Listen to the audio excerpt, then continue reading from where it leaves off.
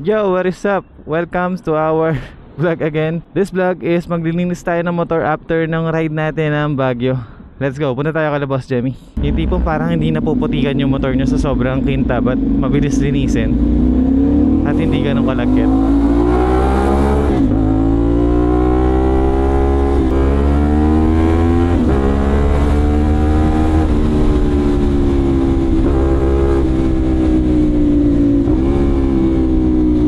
Medyo maputik siya, no? Maraming putik. Galing Baguio, galing ride eh. Mula, naputikan, ganon. Yun, 648.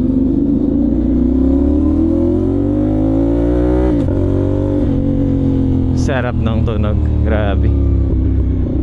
Para sa mga kapwa natin na naglilinis ng motor is mabigyan natin sila ng another tips and tricks. Or tayo ang mabigyan nila ng tricks, kasi baka may mga nagmumotor po tayong followers na mas matagal lang naglilinis ng motor kaysa sa atin. Eh, diba? Matututo tayo sa isa't isa. Tinuruan natin yung mga first time, matuturuan tayo ng mga nakakapanood sa atin na sanay na talaga. Paano guys? Kita-kits mamaya sa Auto Garage kila Boss Jemmy. At meron tayong mimit na followers doon. Shoutout Boss Lloyd. Gusto niya daw po tayo makita, no? So chat natin siya pag nandun na tayo. So we're here na po kila Boss Jemmy. Shoutout boss. Gagawin na natin yung vlog na sinabi ko, no? So sa nakikita nyo, i-walk around natin kung gaano kaputik ang ating mga motor from our Baguio rides. Pero madali lang linisin yung gantong putik, no? Dito yung katulad ng putik sa Bataan, iba yung putik dun eh. May halong brown. Ito mga lupa-lupa lang to. Yan po ang Z650RS ng Auto Garage. Tapos ito naman si 450NK natin, si Nuknuk. Si project nating maputik. At ayan, ang pinakamahirap linisin, yung mga yan, yung madaling putikan. Ito, pagka to, napabayaan nyo ng ilang araw, tagal mawala nyan dyan. Parang pag pinunasan siya, magpe-fade lang dun. Ito yung taillight natin. Kadena natin, okay naman. Pero lalagyan natin yan ng langis uli mamaya. Ito, dumi oh. Paputiin natin yan. Tangkin natin, kunting ano lang naman, mga raindrops, mga dumi, ganun. Pero makukuha natin yan sa linis mamaya. Walk around tayo sa putik gamit tong iPhone para mas kita nyo. Habang pinapalamig natin si 450NK. Yan. Sa tapalodo, ito. Sa ilalim ng makina, ito. Sa taas. Merong mga parang acid rain sa lever, mga konting putik. Sa headlight, yan. Putik ulit. At ito, sa front shock natin, meron din. Sa radiator guard, konti lang, no? Galing. Dahil po yan dito sa gawa ni Carps Online, no? So, sa mga gusto magpakabit ng ganyang fender extension, is napakalaking bagay po. Hindi umaabot sa radiator natin yung dumi, no? Nice one. Thank you po. Thank you rin kay Rendel at Kuya Ever. Disc brake natin okay naman, pati mugs. Pinakamadaling linisin yan eh. Ang mahirap linisin is yung mga namumuti na dito. Yan ang mahirap linisin, di ba? At ang hirap ang abutin. Tapos sa tambucho natin, madali lang naman linisin to. Kanina ginawa ko mainit nga, medyo malamig na. No? Ang matagal lumamig is ito. Ginawa ko niya, mainit pa rin yan. Kaya huwag kayong motor na naka-short, or kung magmomotor kayo naka-short, kayo didikit dyan sa ganyan. Paso kayo dyan. Tapos sa ilalim, dito sa may monoshock, sa rear shock natin. Yan, hirap din linisin yan, no? So may gagamitin tayong product mamaya na kahit di tayo mag-effort, diinan yung pagpunas, is mawawala po yung mga putik ng kusa. Ulitin ko lang po, pagka po yan napabayaan ng ilang araw, pag nilinis nyo, may iwan yan na parang maputi na, parang faded. Hindi na halata pag malayo, pero kita pa rin, di ba? At sa plate natin, yun, sobrang itim. Etong mas dark na to, galing yan sa langis ng kadena ko. No? So hindi pa kasi maganda yung langis na ginagamit ko. Naka-wet lube pa kasi ako dito sa kadena ko eh. Yan. Di pa tayo nakaka-order, di pa ako makapag-decide kung anong brand. Sasabayan ko na rin kasi ng chain cleaner. So kung itong langis ng kadena, kakapahin nyo lang at tumatalsik dito sa plate is possible na nalalagyan din to. So ingat tayo, no? At sa fairing sa taas, okay naman. Parang laging mukhang malinis eh. No? Ito lang talaga yung mga acid rain. Kitang-kita yan. TFT natin, yan. Tapos yan, acid rain ulit. Tapos yan, side mirror. Yan po si 450NK. Ang ating main bike sa motovlog. At isa sa mga posibleng maging dream bike na mga kapwa natin magkaroon din ng big bike sa napakagandang specs at murang halaga. Budget meal pero pormang-porma. At ang ganda ng performance. Mga 1 hour lang siguro enough na napalamig natin siya bago natin basain ng tubig. Hindi po tayo gagamit ng sabon sa paglilinis natin. Tiga po natin ang kalalabasan. Habang pinapalamig natin yung motor natin, bago basahin, pakita ko na sa inyo yung mga dala kong gamit. Pagpunta dito kay Boss Jemmy. Ang aking mahiwagang tabo. Ba't ako nagtatabo? Hindi hos, kasi mas matipid sa tubig. Debate nyo sa comment kung tama ba yun. Depende sa gagamit. Gusto ko dito, mapapatalon ko yung tubig. Para yung nasa mga ilalim part, hindi ko na kailangan ganunin ng tubig. Smooth lang na aagos doon na para ako nakahos.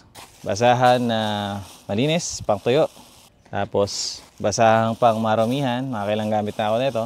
Tapos, yung wax natin. Ayan. Yung hydrophobic. Hindi ko alam saan ako bibili nito pag naubos na. Para sa pairings. Tapos, yung BS1. Na-comment down below kung okay ba sa inyo to. Mahal nga lang daw. Pero ang bango. Saka ang bilis ng kalinis. Sana umabot pa. Para naman to sa mga engine, mga metal parts, mga black parts, solid panlinis. Wet lube na pang bike. Okay lang naman yun. Basta langis para sa kadena. Tapos toothbrush. Okay, binalot ko lang dito in case mag-leak. And that's it.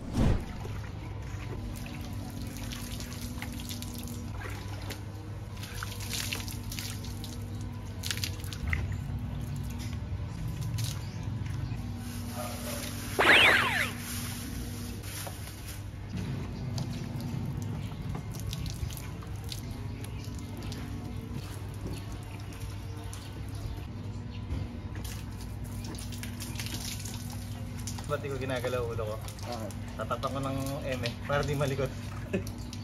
Para madaling i-track.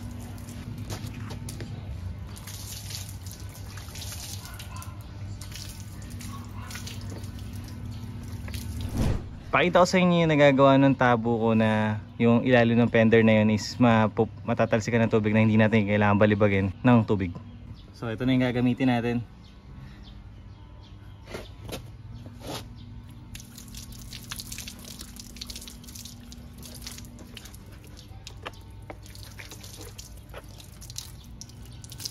Nakita nyo ba yun? Ayan yung tubig pag tumapon. Oo ha, di ba? Paangat. Para di natin kailangan balibagin ng tubig, mamaya makabasa pa tayo eh. Halos dito lang yung tubig kanina, konti lang yung ginamit natin tubig. So yung first step, binasa ko lang muna. Second step, babasahin na natin kasama yung kamay natin na para tayong naghuhugas ng plato.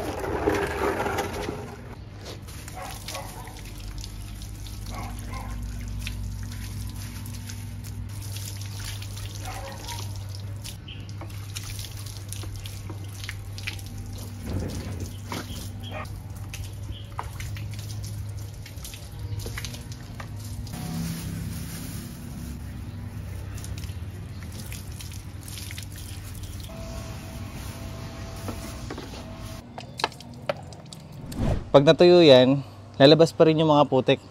Katulad nito.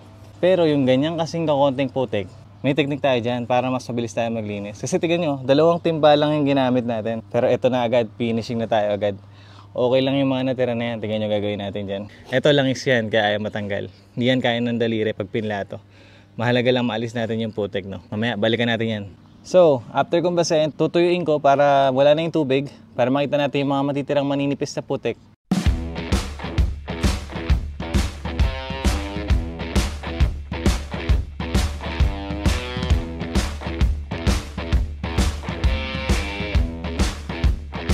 Ito yung linis ng tubig lang. Totoo naman, iba yung sa sabon. Wala talagang putik. May natira pa rin, di ba? Yan. Yan.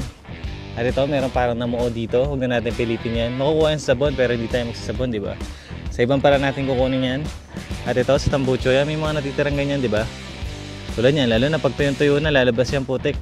Pero yung ganyan kasing kaninipis na putik, basic na lang natin tatanggalin yan sa gagamitin natin product. Una kong gagamitin ay ito, hydrophobic na wax para sa pairings. Tapos mamaya doon tayo sa mga engine. Ito, halugin muna natin bago gamitin. Tapos yan, spray natin. Spray tayo lagi, sa taas tayo mag-start.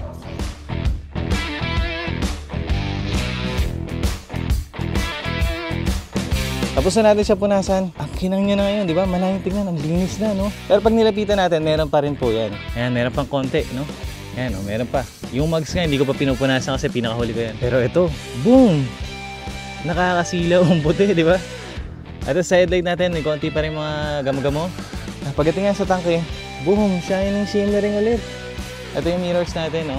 Oh, ha? May konti pa nga eh. Dahil nagmamadali po tayo, no? Alam niyo po kung bakit? Ang sumpa ng paglilinis. Sana hindi umulan. Etong sa plate number, tingin ko maganda rito tanggalin eh. So, eto na po yung gagamitin natin. No? Konti na nga lang yung laman. Tingnan ko magkakasya.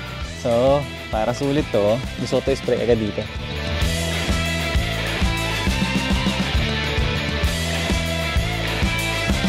Hindi ko na po siya in-spray sa fairings natin kasi makinang na po yun eh. Okay na yun. Ganda kasi nito, pagka yung mga sulok-sulok na mahirap punasan, nagpo-pull up na yun dumi. Konting punas na lang, hindi mo na kailangan diinan.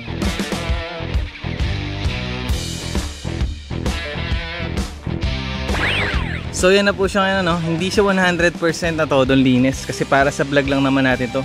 May imagine nyo na yung the rest ng linis pagka pinulido pa, di ba? So yan siya, babaan lang natin brightness para hindi sinasabing malinis dahil sa liwanag. Oh, sheesh, grabe, na-imagine nyo po ba?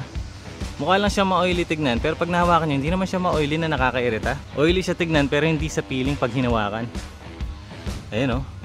Sabi sa inyo, hindi 100% pero diba? Yun yung mahirap punasan na na-lesson natin. Kumikinang. Tapos dyan, yung mahirap linisin itong part na to. Lalo na to, pagka natuyuan, okay na rin, pati dito. Na-imagine nyo po ba? Diba? Eto, naubusan lang din tayo BS1. Langis na to eh. Maganda dito, tanggalin yung plate. Pero tingnan nyo naman, diba?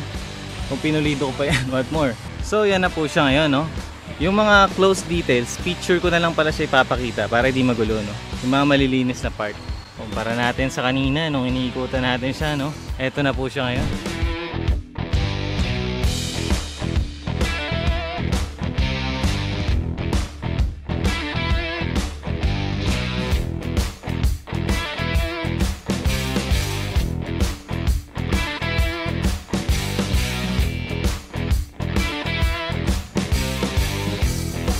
Lube lang natin yung kadena tapos start natin. Based sa nakikita nyo usok sa motor, maganda nga siguro hintayin nyo muna matuyo yung oil bago nyo start yung motor. Pero sa case natin okay lang yan. Mawala din naman yan maya maya pagka na-evaporate nya na yung pinahid natin na BS1 dun sa may cylinder. Nadamay kasi.